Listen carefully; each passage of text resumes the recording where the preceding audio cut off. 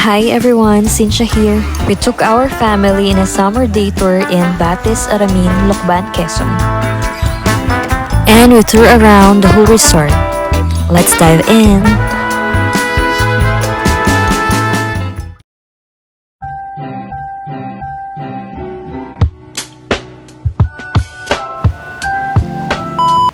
Hi guys! Welcome back to my channel.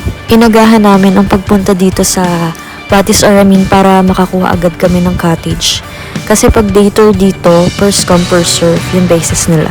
Yung entrance fee for adult is 250.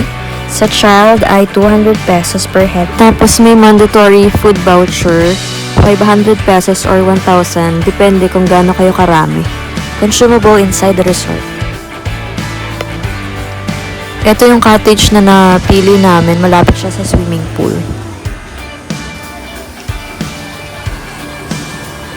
Ang lamig ng tubig dito, perfect na perfect pag summer.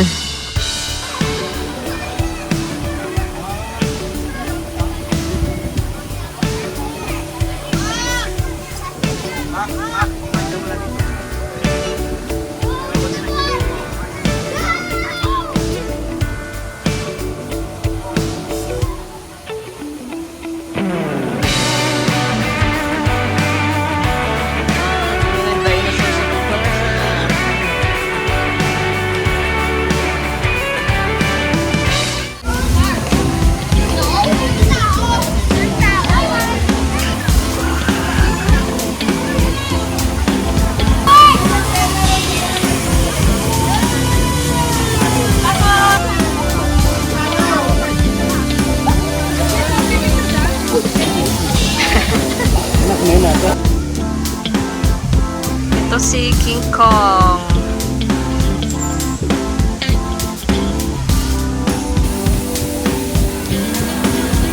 May 4 swimming pool nga pala dito para sa public.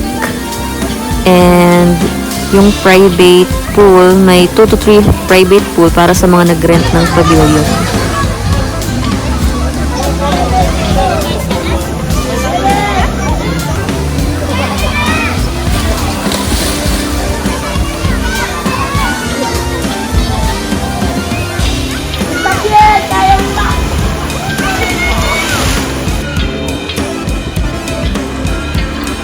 Yung food voucher pala, hinintay muna namin yung mga kasama namin bago kami mag-order.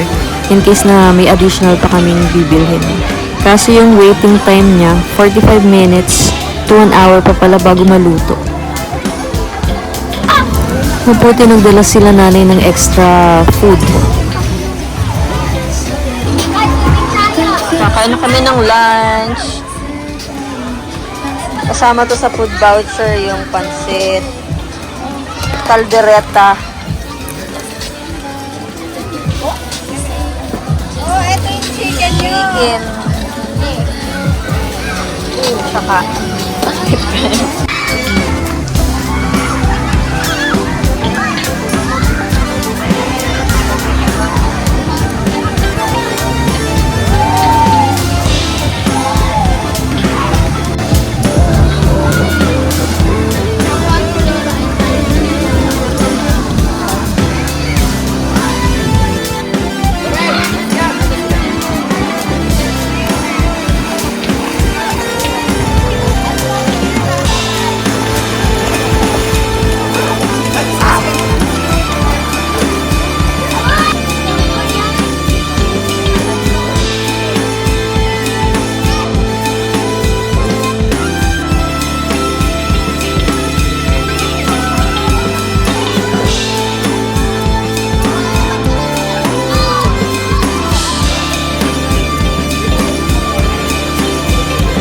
Ang lamig ng tubig dito tapos hindi siya masakit sa mata.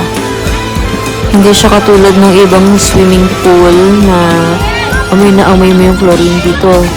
Parang natural spring siya.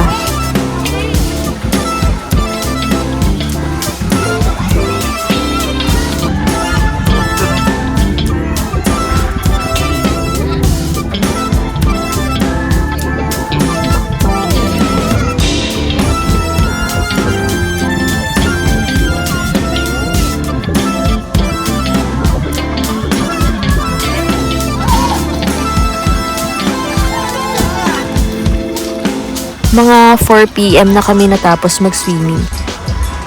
Iniwan muna namin dito sa restaurant yung mga gamit namin kasi lilibutin namin yung buong Batis Aramin.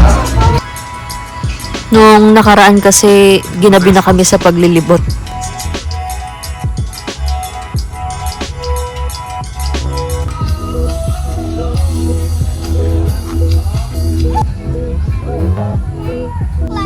Aakyat kami doon. Sa dulo yung adventure camp, right side tennis and badminton court, the Hobbiton, sa left side naman Japanese garden, cafe, pickleball paradise. Dito may nagtitim building. Dito sa part na to may wall climbing. Tsaka may zipline din dyan. Ito yung mga makulay na bahay.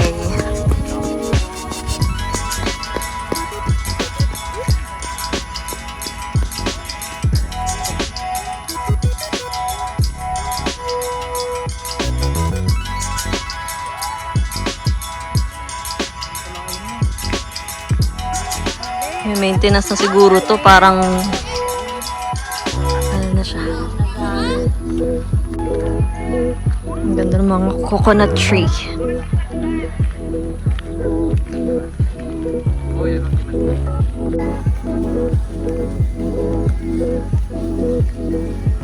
Naka-align yung mga buko dito.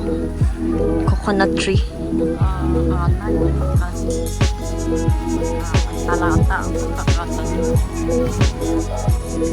Ito yung tennis court.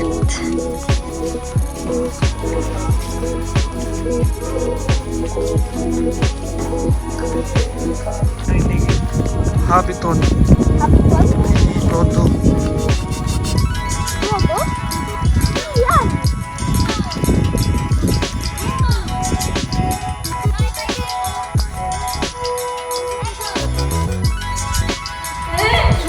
Opo, pwede mag-CR.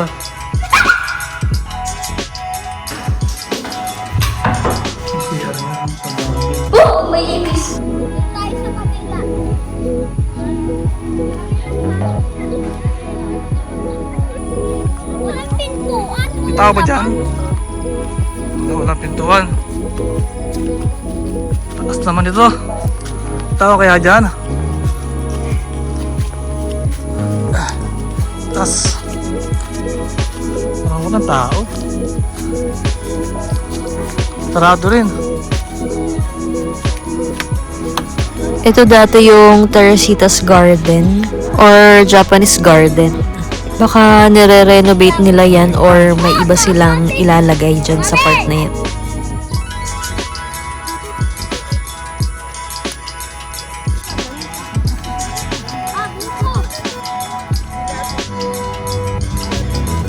May mga nag-yoga dito.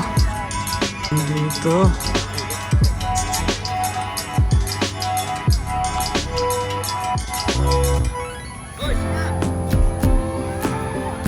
Sunset na.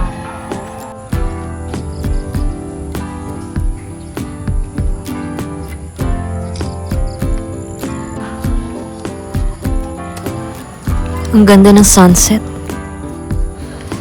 Hanggang dito na lang guys. Thank you for watching.